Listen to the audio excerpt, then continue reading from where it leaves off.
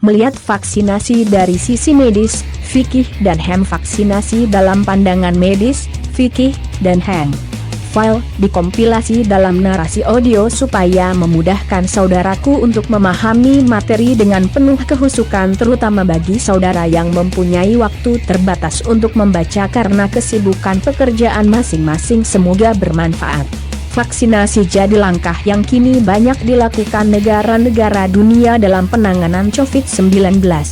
Karenanya, penting melihat lebih dari satu sudut pandang demi mendapat gambaran lebih luas terkait vaksinasi tersebut. Spesialis penyakit dalam RSUI, Dr. Ana Fauziati mengatakan, hingga kini pasien yang terdampak wabah virus corona sudah mencapai 989.262 jiwa. Pada Oktober, grafiknya sempat terjadi penurunan, tapi kembali naik akhir 2020. Ana menekankan, COVID-19 menyerang tubuh manusia secara sistemik mulai dari pencernaan, otak, hati, terutama pernafasan. Ia berpendapat, vaksin seperti Sinovac yang didatangkan dari Cina menjadi harapan baru menurunkan pandemi COVID-19 sepanjang sejarah. Vaksin telah banyak terbukti mampu menurunkan pandemi yang melanda, kata Ana dalam webinar yang digelar Direktorat Pendidikan dan Pembinaan Agama Islam, DPPAI, Universitas Islam Indonesia, Selasa, 26/1. Vaksin Sinovac di Indonesia telah melalui uji klinis tahap 1-3, belum berikan efek samping berat. Karenanya, ia menegaskan, vaksin ini memiliki efikasi cukup mencegah infeksi COVID-19, namun tetap harus menjalankan protokol kesehatan.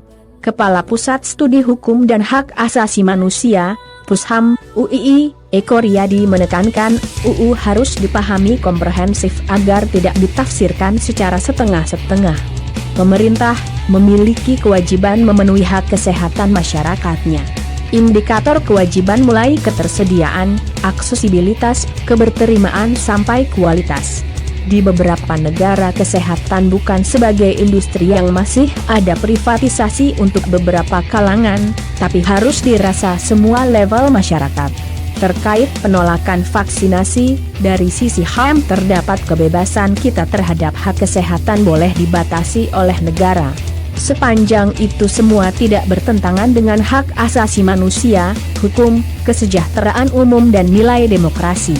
Sepanjang negara tidak bertentangan dengan 4 nilai ini, pemaksaan vaksin boleh dilakukan. Namun, ia melihat, adanya sanksi pidana bagi orang-orang yang menolak vaksin tidak tepat karena itu memang bukan merupakan tindak pidana. Jika memang mengharuskan adanya pemaksaan, maka sebaiknya pemerintah memberikan sanksi-sanksi administrasi seperti dibatasi atau ditangguhkan akses BPJS di rumah sakit bagi calon pasien yang belum divaksin, ujar Eko. Dosen Fakultas Ilmu Agama Islam UII, Dr. Asmuni menuturkan, virus corona datang dari suatu sebab dan akibat. Dari sisi fikih, konteks kehalalan dan kesucian vaksin jika dilihat dari sisi kebutuhan dan darurat tidak membutuhkan fatwa. Sebab, dalam fikih ada istilah hal-istihalah atau transformasi. Ia menilai, itu sudah berdasarkan al-iqtida at-tabaid, menetapkan hukum terhadap realitas yang sudah bersinggungan dengan faktor-faktor eksternal sesuai kondisi yang ada. Untuk itu, vaksin sebagai obat secara fikih tidak masalah. Bahkan bila vaksin terbuat dari bahan yang haram seperti babi, maka vaksin tidak masalah.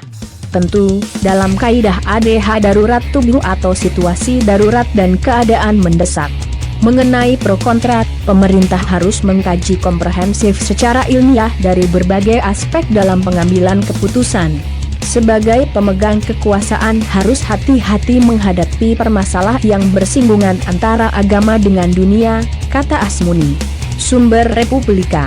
Jangan lupa klik like, subscribe and share demi untuk kebaikan bersama-sama.